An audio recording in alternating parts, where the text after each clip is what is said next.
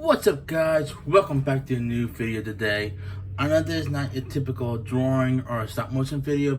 I'm here to do a custom review. I did this custom, oh my god, I can't speak today.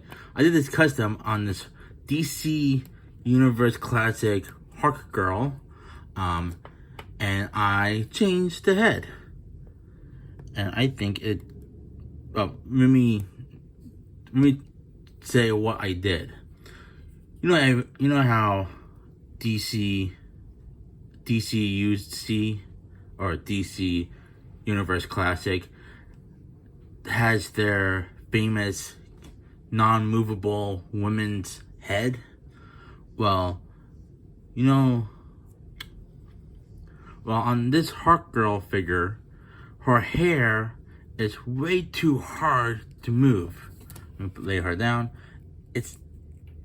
You only move the bottom here, but it's so hard for her to move her head side to side, especially up and down. Forget about that. For a flying character, you cannot get her head up in a flying position. So I popped that head off. I found a head from the Hawkgirl JSA Action Figure Series 1 DC Direct Hawkgirl. I popped her head off, and I took a Dremel. I Dremel in her head as far as possible without going through her head, and I shove a magnet way in there. Okay, and I think this is one of the best ways to do custom head, and I'll explain why later. So I went ahead and took a sheet metal screw, number 6 by a half, if anybody is curious. That's a perfect size. Excuse me. That's a perfect size for this neck peg.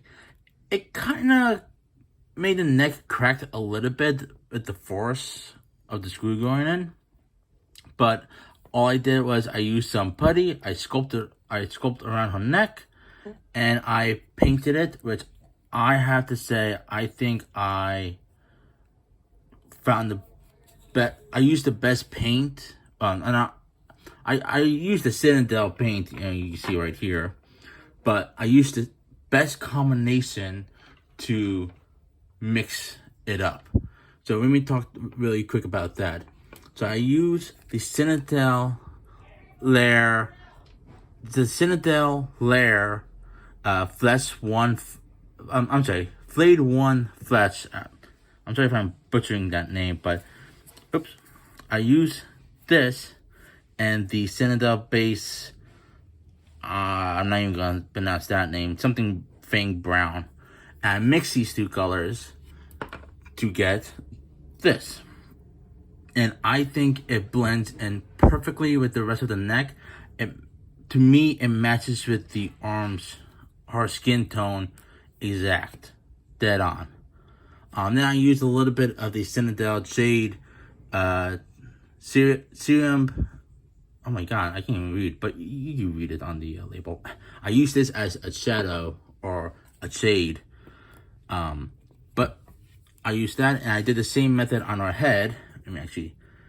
With the DC Direct figure, you could actually take off her mask. But first thing, let me grab a pair of pliers. There you go. You have to use a pair of pliers to pull off her head. There you go. Oop. Actually, I'm gonna leave it on here so you can take a better look without my fingers in the way. So yeah, that's her head. Her head was like very light, like a really light beige, like lighter than her, than the DC Classic Hawkgirl figure. There we go. So I was afraid I might have put too much paint on her, but I think sorry about that, guys. I think I did a dead-on match to her skin. So the next thing I also did is to do a touch up. I did the Cinnatel, again, I'm not gonna read it, the red for her lipstick, just to touching up a couple of spots. There's a little bit I miss here, but you know, it's so minor, and I'm so happy how the skin came out. I just didn't want to touch it at all. You know, I don't want to mess anything up. I did touch up the eyebrows. I went over a little bit, but I think it came out perfect. With the mask off, I think that looks pretty cool, if I don't say it myself. Let's put the mask back on. So I think this is amazing. I was afraid that the head might have been a little bit too big, but now looking at it, I think it's a good proportion, especially lining up with this one. I think it's pretty good. So yeah, so with a flying figure, she could have her head up high, you know, and she can move her head, you know. With this figure, she could not do that because her hair would be sitting on her shoulders, and she can barely move. So I would have done a tutorial on how to do this, but unfortunately, I didn't know if this was gonna work or not. So I'm gonna look for another figure that I have, especially a flying figure, and do the same method. Very simple, very easy to do.